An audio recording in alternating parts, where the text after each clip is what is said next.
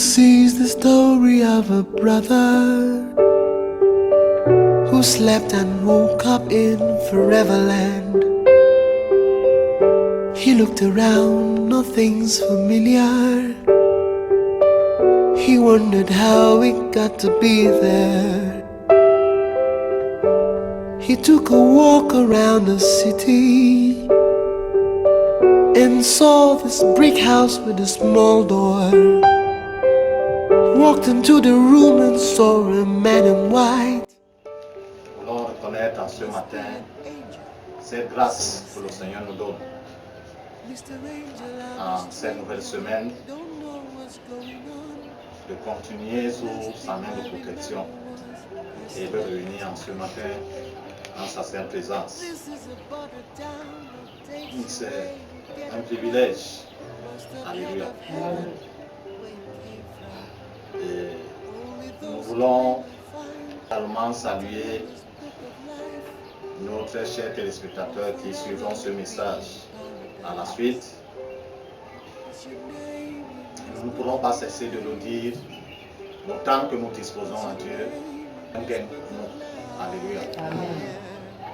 Parce que si nous le disposons à autre chose, ça peut être une perte. Mais ce temps que nous disposons à Dieu, Dieu nous le. Amen. Amen. Donc ce matin, nous voulons par sa grâce continuer à édifier nos âmes par travers de sa parole. Et nous voulons continuer dans ce développement ou alors cette exploration. En ce temps-ci, qui sont les derniers, où ils se repèrent par rapport à la marche avec le Seigneur, sont totalement brouillés. Et il est plus facile qu'on rentre dans une vie de compromission, toujours en se disant que non, je suis avec le Seigneur. Mais au travers de cette oration, nous allons voir très clairement et bien entendu nous situer. Alléluia. Chacun pour sa part. Et nous voulons commencer à nous édifier ou alors à interpeller nos âmes par rapport à ce thème: peut-on perdre son salut? Amen. C'est le thème sur lequel nous allons nous étaler pendant ce temps que le Seigneur nous accorde. Peut-on perdre le salut? Et le salut tel que voir dans les Saintes Écritures, c'est une possession présente. Le salut qui englobe la délivrance, la guérison, l'épanouissement dans la marche, la prospérité dans les voies du Seigneur, qui bien entendu commence à partir du moment où l'on a reçu le message de l'Évangile et qu'on a cru en celui-là qui est mort pour nous sur la croix. Et on a fait de lui notre Seigneur et notre Sauveur personnel. Nous avons déjà ce salut, cette vie éternelle qui vient comme une semence dans notre esprit, mais qui a besoin d'être entretenue pour qu'elle puisse se développer de jour en jour. Alléluia. Jusqu'en ce jour-là, soit que le Seigneur, en revenant, nous trouve vivants et toujours dans la marche, bien entendu, soit que la mort intervienne et nous trouve toujours dans la marche. Et pour celui qui meurt en Christ, c'est pourquoi la Bible dit qu'il n'est pas mort, mais il est endormi. Amen. Donc cette possession, peut-on la perdre? D'aucuns disent que c'est une possession lorsqu'on est sauvé pour toujours. Mais nous allons, au travers des Saintes Écritures, explorer ce que les Écritures disent et à la fin faire une synthèse pour que chacun puisse effectivement se rassurer. Alléluia. Nous allons commencer par lire dans le livre d'Exode, au chapitre 32, du premier verset au verset 10. Exode, chapitre 32, premier verset au verset 10. Il est écrit: le peuple voyait que Moïse tardait à descendre de la montagne. Alors il se rassembla autour d'Aaron et lui dit: allons, faisons des dieux qui marchent devant nous. Car ce Moïse, l'homme qui nous a fait sortir d'Égypte, ignorons ce qu'il est devenu. Aaron leur dit: retirez les anneaux d'or qui pendent aux oreilles de vos femmes, de vos fils et de vos filles, et apportez-les-moi. Chacun retira les anneaux d'or aux oreilles, à ses oreilles, et il les apportait à Moïse. Il les reçut de leurs mains, jeta l'or dans un moule et fit un veau métal fondu. Ils dirent alors: Israël, voici les dieux qui t'ont fait sortir d'Égypte. Lorsque Aaron vit cela, il construisit un autel devant lui et c'est: demain, il y aura une fête en l'honneur de l'Éternel. Le lendemain, il se levait de bon matin et offrit des holocaustes et des sacrifices de communion. Le peuple s'assit pour manger et pour boire. Puis, il se levait pour s'amuser. D'autres versions disent pour se divertir. L'Éternel, nous sommes au verset 7, l'Éternel dit à Moïse: vas-y, descends. En effet, ton peuple, celui que tu as fait sortir d'Égypte, s'est corrompu. Ils se sont bien vite écartés de la voie que je leur avais prescrite. Ils se sont fait un veau en métal fondu, se sont prosternés devant lui, lui ont offert des sacrifices et ont dit: Israël, voici tes dieux qui t'ont fait sortir d'Égypte.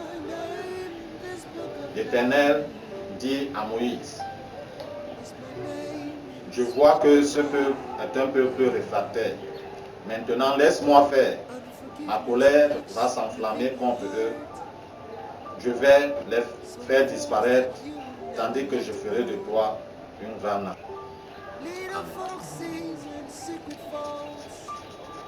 Le peuple d'Israël était bien sorti d'Égypte, avait traversé la mer Rouge et Dieu était intervenu en leur faveur en éliminant les adversaires, le peuple d'Égypte qui était à leur course pour les exterminer. Ils ont traversé la mer Rouge et ont accédé de l'autre côté et ont commencé la marche vers la terre promise. Et ici, cette traversée de la mer Rouge et cette préservation est un type de salut qu'ils ont reçu de la part de Dieu. Puisqu'ils étaient esclaves pendant un certain nombre d'années, et Dieu, par sa main trop puissante, les arrache à bras étendus à main forte de leur maître et les amène vers la terre promise, où il leur promettait le repos. Alléluia. Et sur le chemin, Dieu leur avait même donné, au chapitre 20, il leur a donné des prescriptions, la loi sur laquelle il voudrait qu'ils puissent marcher afin de maintenir ces relations nouvelles qu'ils ont reçues avec lui. Ou pour mieux dire, de maintenir le salut qu'ils ont reçu jusqu'à la terre promise, où ce salut devait se manifester de manière pleine et effective. Mais malheureusement, tel que nous venons de dire, juste à cause de l'absence du leader du peuple, le reste du peuple s'est engagé dans une autre marche. Alléluia. contrairement aux prescriptions qu'ils avaient reçues quelque temps auparavant. Dieu leur avait donné des prescriptions très claires. Il n'y avait pas d'ombre de doute dans ce que Dieu leur avait dit. Premièrement, qu'il est Dieu et lui seul. Qu'ils ne doivent pas se faire une représentation quelconque de lui. Que ce soit un animal quelconque ou un objet quelconque en disant voici l'Éternel notre Dieu. Il était très bien clair là-dessus. Mais peu de temps après que Dieu a appelé Moïse sur la montagne, le peuple s'est impatient. Et ils ont pressé Aaron, qui était l'assistant de Moïse, et Aaron a cédé à leur pression. Les voici qui sont en train d'entrer dans l'idolâtrie, se faisant ce veau d'or. Et bien entendu, il déclare que ce veau d'or, c'est l'Éternel là qui les a fait sortir du pays d'Égypte. Et non seulement ils sont entrés dans l'idolâtrie, la succession de la perversion a continué. Après qu'ils aient offert des holocaustes et des sacrifices de communion à leur idole, la Bible continue à nous faire comprendre qu'ils assis, ils ont mangé, ils ont bu et ils ont commencé à s'amuser. L'amusement ici ne veut pas dire juste comme en train de rire. L'amusement, c'est qu'ils sont entrés dans l'impudicité. Alléluia. Ce peuple affranchi de l'ancien maître, Pharaon d'Égypte, et ils ont travaillé. En effet, derrière eux, Pharaon était éliminé. Donc leur objectif était la terre promise. Ils n'étaient pas encore sur la terre promise, mais ils étaient en chemin. Et ils avaient de Dieu la garantie qu'ils vont arriver en terre promise. Si et seulement si ils restent attachés à la loi qu'il leur avait donnée. Dieu ne les a pas seulement fait sortir pour les engager dans une navigation à vue. Après qu'il les ait libérés, il leur a donné la nouvelle conduite à tenir en leur présentant sa loi, ses prescriptions, ce qu'ils doivent faire pour lui être agréable, pour maintenir ce salut qu'ils ont reçu et pour le conduire jusqu'à bon port, la terre qu'il avait promise à leurs ancêtres, Abraham, Isaac et Jacob. Mais malheureusement, tel que nous venons de voir, très vite, c'est Dieu qui fait le constat en disant, Moïse, le peuple que tu as sorti d'Égypte, il s'est corrompu. Et ils se sont fait une idole. Descends donc vers ce peuple. Et en effet, la colère de Dieu s'est enflammée et il était au point d'éliminer tout cela. Heureusement que Moïse, le bon leader, parce que la promesse lui avait été faite, que j'élimine ce défait de toi et notre peuple. Moïse a intercédé pour le peuple. Moïse a supplié Dieu en lui rappelant la promesse qu'il a faite à leurs ancêtres. Et Dieu, c'est de sa colère, pour revenir dans de bons sentiments vis-à-vis du peuple. Moïse est descendu et a fait le constat. Parce qu'étant sur la montagne, il ne savait pas ce qui s'est passé derrière. Il est descendu, il fait le constat et il comprend qu'en effet, Dieu a raison. Mais si la colère de Dieu s'abat sur le peuple, c'est avec raison. Donc, n'eût été son intercession, Dieu aurait accompli ce qu'il avait promis. Mais alléluia. Néanmoins, que l'intercession de Moïse ait apaisé la colère de Dieu sur tout le peuple, Dieu instruit à Moïse que ceux-là qui ont les chefs dans cette idolâtrie doivent être exécutés.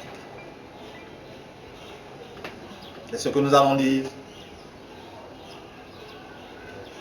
À partir du verset 25 jusqu'au verset 27, jusqu'au verset 29, pour mieux être édifié. Il nous est dit, Moïse vit que le peuple était en plein désordre, et qu'Aaron l'avait laissé dans ce désordre, exposé au déshonneur parmi ses ennemis.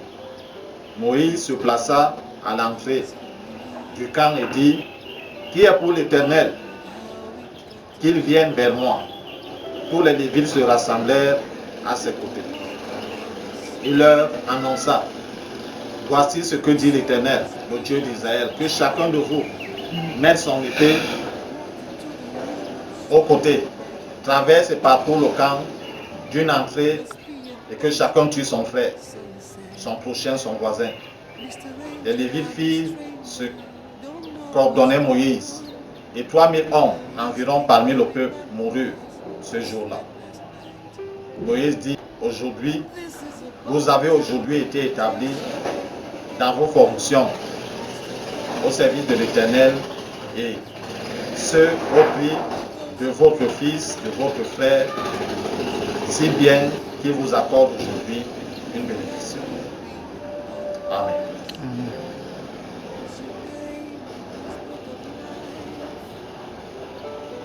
La sentence de Dieu, c'était que ceux-là qui étaient enfants devaient subir la pénalité de leur faute.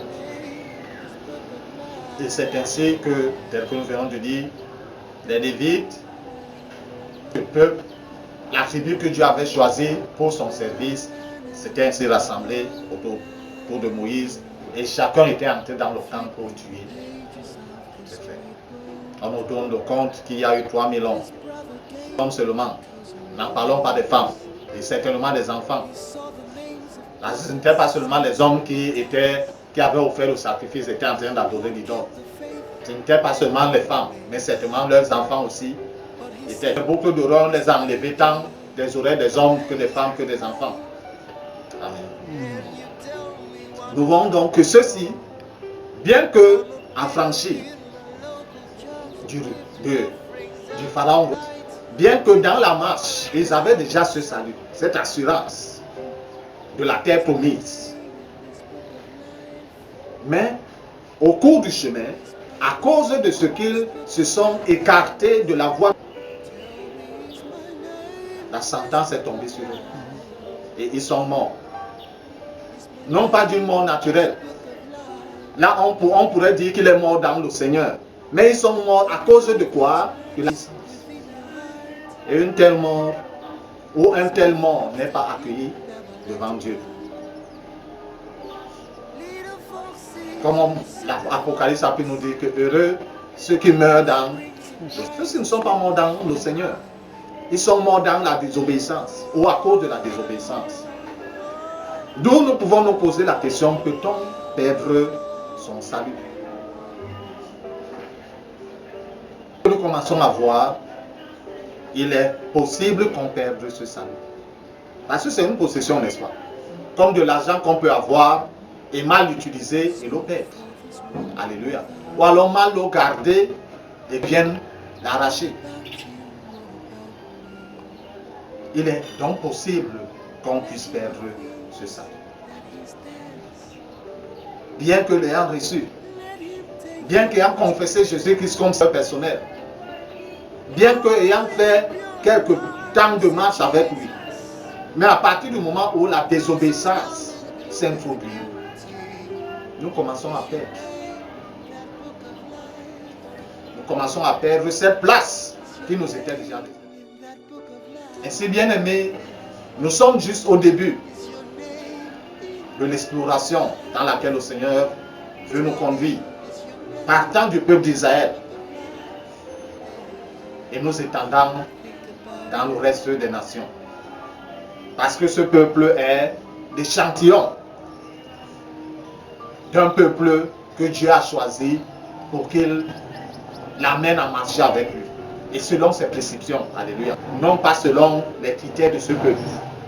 Parce que ce qu'ils ont fait n'était pas prescrit par Dieu. Tout comme de nos jours, ayant reçu Jésus comme Seigneur et Sauveur, ayant marché un certain moment avec lui, et qu'on commence une autre marche, ou la marche dans la désobéissance. Nous n'avons plus de garantie de la part du Seigneur que ce salut que nous avons reçu, nous allons le maintenir. Si la mort arrive et nous trouvons une situation dans cette vie de désobéissance, nous perdons ce salut. Si le Seigneur Jésus revient lui-même et nous trouvons dans cette position de désobéissance, nous perdons également ce salut. Alléluia. La seule garantie que nous avons pour maintenir ce salut, c'est d'aller jusqu'au bout de notre marche, dans l'obéissance, dans la soumission à la parole de Dieu. D'aller jusqu'au bout. Soit c'est la mort qui intervient, notre cours de vie sur cette terre s'arrête, et nous mourrons dans notre, maintenant fermer notre confession et notre profession. Alléluia.